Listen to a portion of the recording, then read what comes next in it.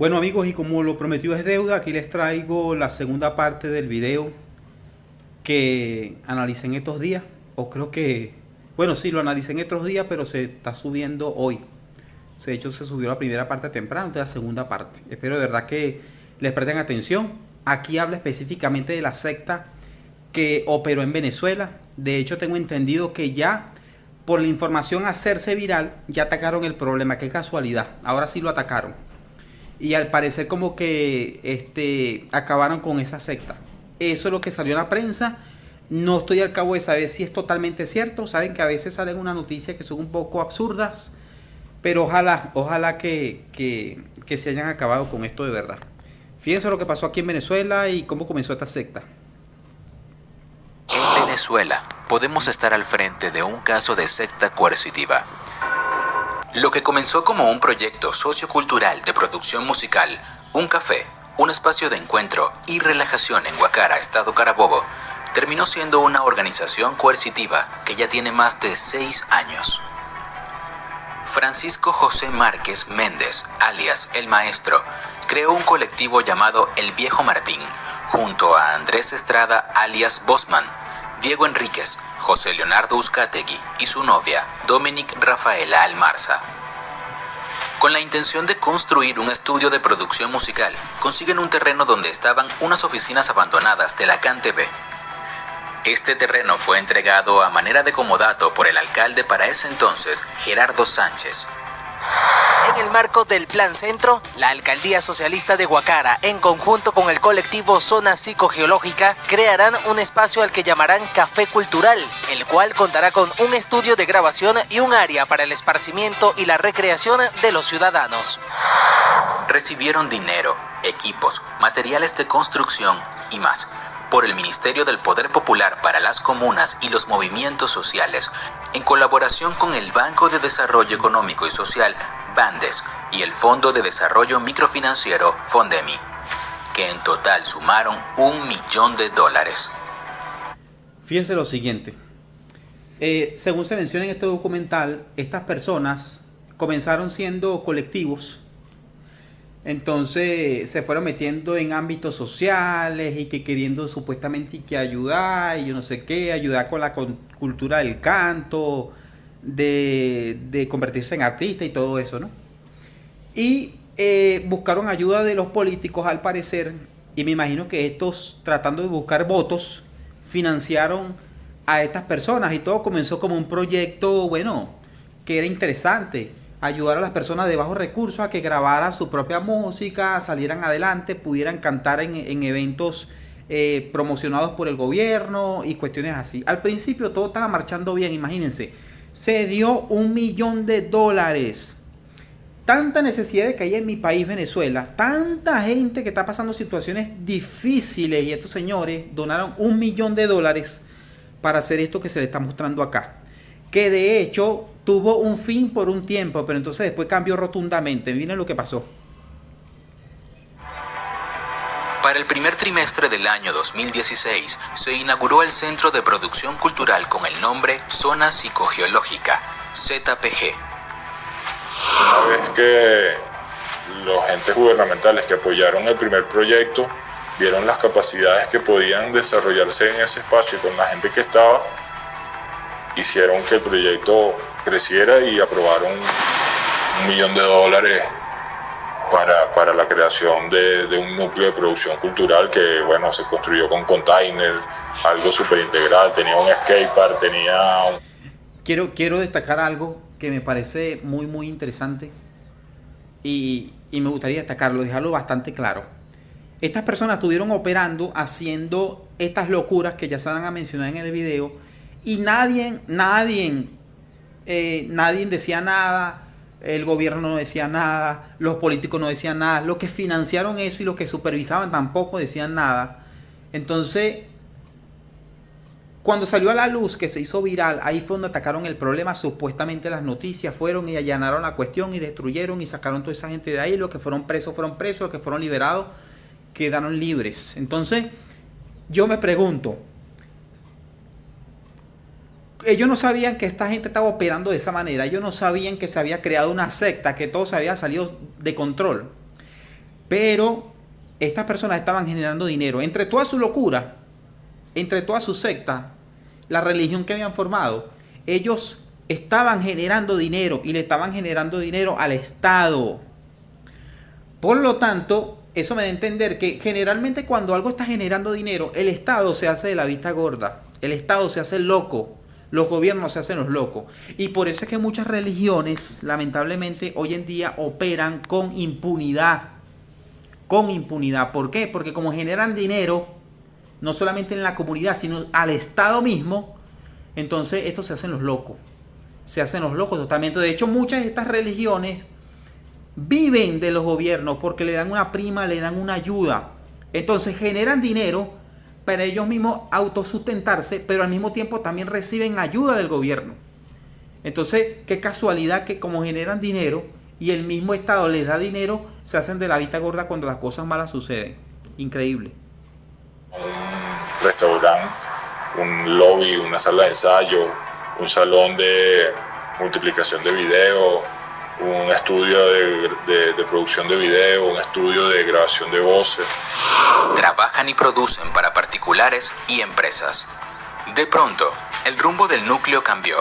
Francisco Márquez se autoproclamó el maestro y comenzó a dirigir cada uno de los pasos de sus compañeros de grupo y de todo el que se sumó al proyecto.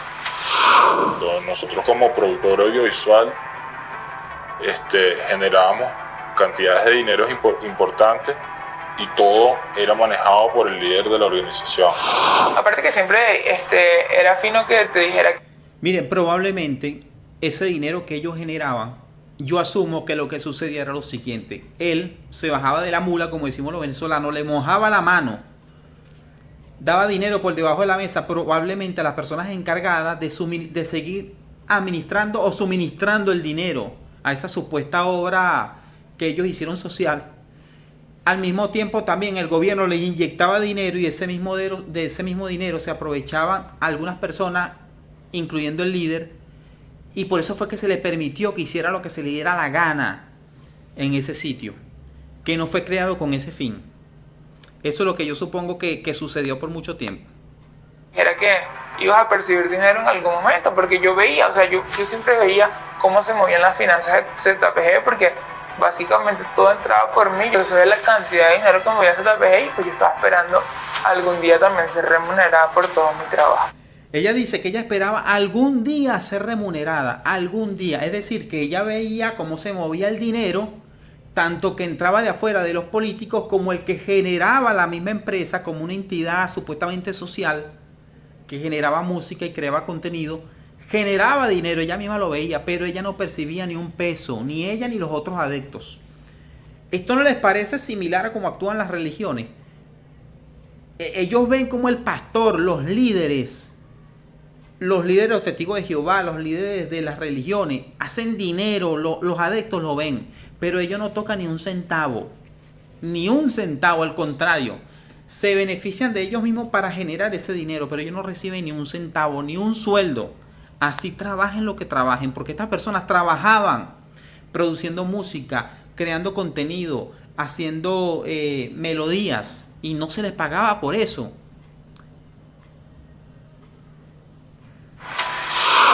Francisco dice ser Dios, afirma ser el Mesías y los demás integrantes, sus 12 discípulos.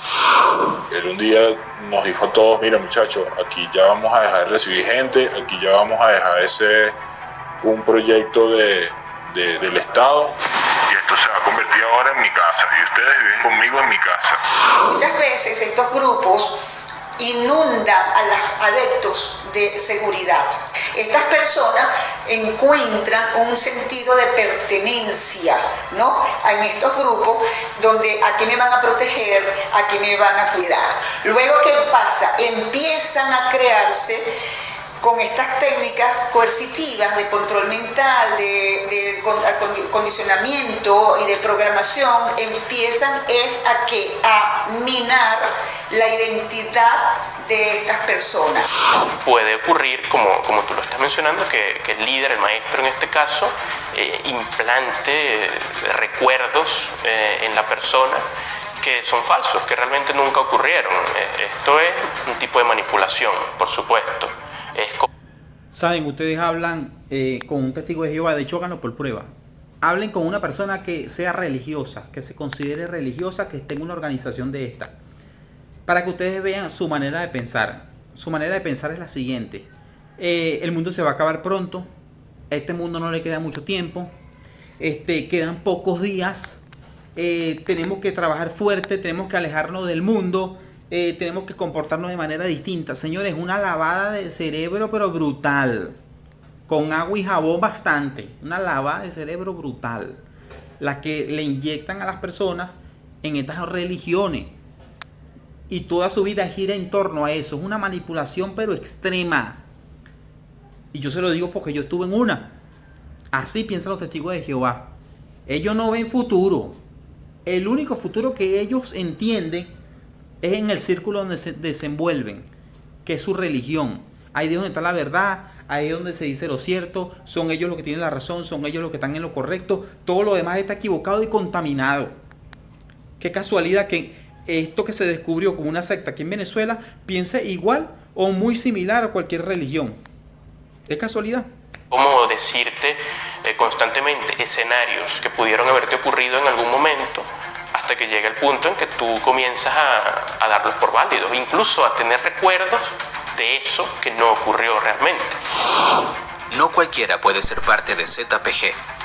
Primero, debes ser aceptado por el maestro, porque él escoge quiénes pueden ser parte de su secta.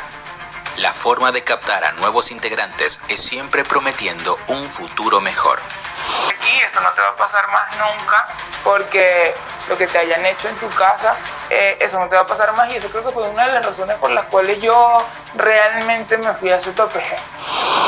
Para entrar a este grupo no es fácil, y eso es una característica común que se encuentra uno en grupos que podemos denominar.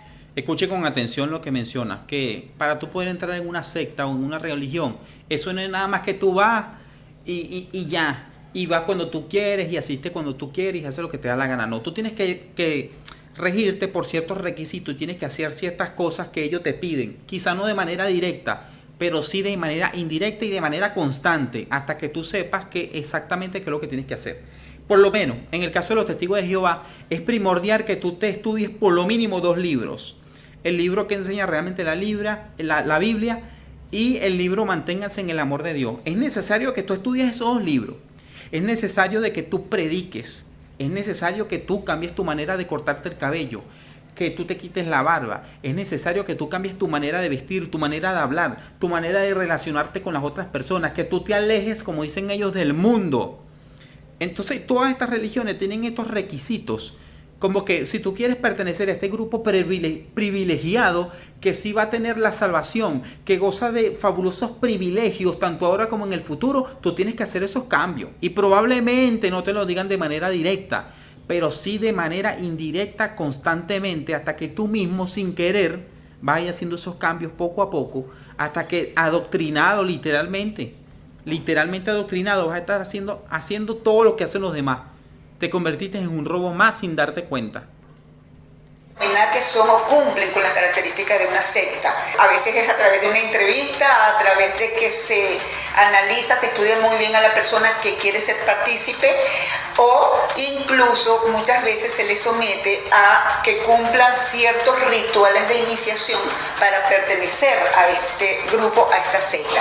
Apenas entré a ZPG, tuve que hacer un ayuno depurativo de 5 días sin comer, solo tomar agua. Era como una forma de depurarme de la carne que había comido, las malas energías que traía y todo eso, porque ZPG todo el mundo es vegano obligatoriamente. Miren, voy a poner un ejemplo de los testigos de Jehová, porque es la secta que más conozco y fue de hecho a la que pertenecí. Y mira, así los testigos de Jehová digan que no, que eso es mentira, que eres un manipulador, que te estás dejando dominar por Satanás, que estás engañando a la gente. Miren, señores, no se engañen.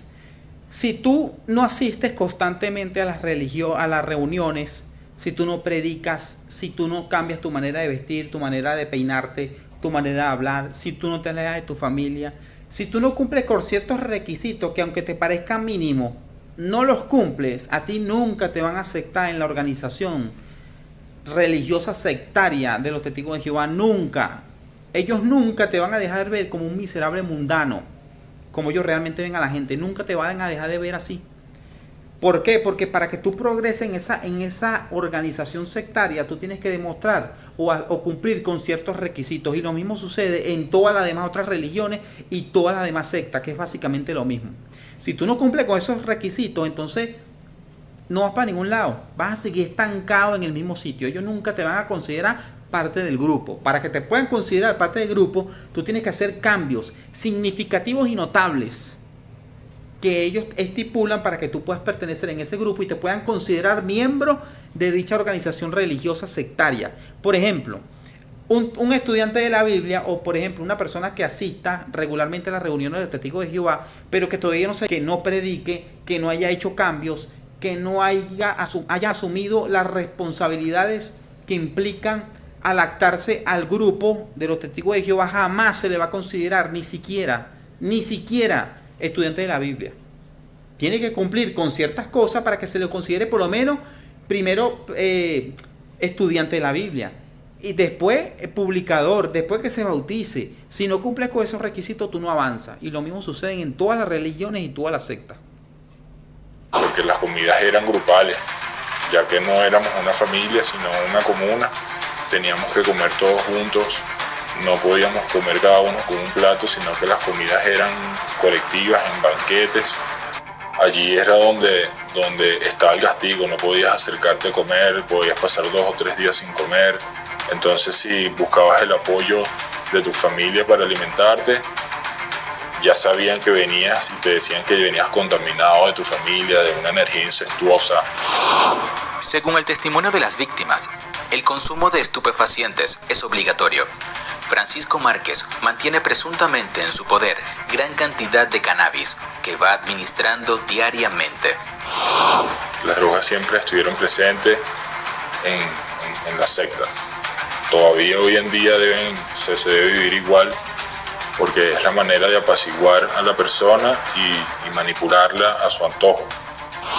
Y siempre después de fumarnos hacía algún tipo de terapia de hipnosis o nos ponía a hablar cosas que nos habían pasado en la casa o temas del que él pudiera agarrarse para pues volvernos más vulnerables. El uso de la marihuana, sobre todo el uso de la marihuana, genera una mayor posibilidad o probabilidad de despersonalización en quien la usa. Y si el uso es exacerbado e ilimitado, y a eso le sumas un evento que también genera placer, que es la sexualidad ilimitada, tú estás logrando que las personas que formen parte de la secta tengan más apego al líder sectario. Él les provee placer, él les provee la posibilidad de extender la conciencia. Hay que hacer un seguimiento correcto a esos fondos, hasta qué punto, por el tema, por lo menos el consumo de sustancias, el consumo de marihuana, que se hace referencia, hasta qué punto de repente ese dinero del Estado fue utilizado por ese fin. Y esto también es típico de todas las organizaciones religiosas sectarias. Piden contribuciones, piden colaboraciones supuestamente para Dios, porque recuerden que en esta secta es Dios el que necesita de los adeptos, no los adeptos de Dios. Entonces Dios, como está pelando bola, como decimos nosotros los venezolanos, necesita que los adeptos le den dinero constantemente, le regalen casa, le regalen joya, le den herencia, y entonces esos fondos no se saben para dónde van, porque los líderes básicamente tratan de justificarlo diciendo que va a un sitio determinado, que se hizo con eso algo específico, pero en realidad, a ciencia cierta, ningún adepto sabe exactamente a dónde van dirigidos esos fondos. Y resulta ser que cuando te pones a investigar, por ejemplo, en mi caso, cuando yo puse a investigar los testigos de Jehová, esos fondos iban a parar a las empresas que tenían ellos de imprenta de libros y revistas, iban a parar a construcciones de salones del reino, sucursales y mansiones que le pertenecían a ellos, que después las vendían, a pesar de que lo hacían con mano de obra gratuita. Todo era hecho a su nombre y tenían un negocio con ese, negocios inmobiliarios. También invertían en la bolsa de valores, inclusive en empresas de dudosa procedencia, como por ejemplo tabacaleras. Hacían cualquier cantidad de cosas con ese dinero, con ese fondo, pero los adeptos lo desconocían totalmente. De hecho, todavía hay testigos de Jehová personas que están en religiones que no saben exactamente qué se hace con los fondos y que cuando le preguntan al líder de dicha organización religiosa, él le justifica diciéndole cualquier barbaridad, pero eso no es cierto, señores. Esos fondos generalmente van específicamente a enriquecer tanto al líder como a los otros líderes que están por encima de él, que generalmente los demás adeptos no conocen. Entonces, y ahí tenemos delitos que pudieran abarcar nuestra recientemente reformada este año ley contra la corrupción por el desvío o el manejo distinto de esos fondos. Ahí entra también en la relación de lo que es la legitimación de capitales, ¿okay? El delito de legitimación de capitales, porque sencillamente esa legitimación se da cuando hay un dinero mal habido y bueno, y ese dinero pues se utiliza para otros fines. Entonces, estas personas en esta organización religiosa, supuestamente podían religiosa, pasar 2 o 3 días sin comer. ellos recibían ayuda del gobierno, recibían una ayuda financiera, ellos mismos generaban dinero.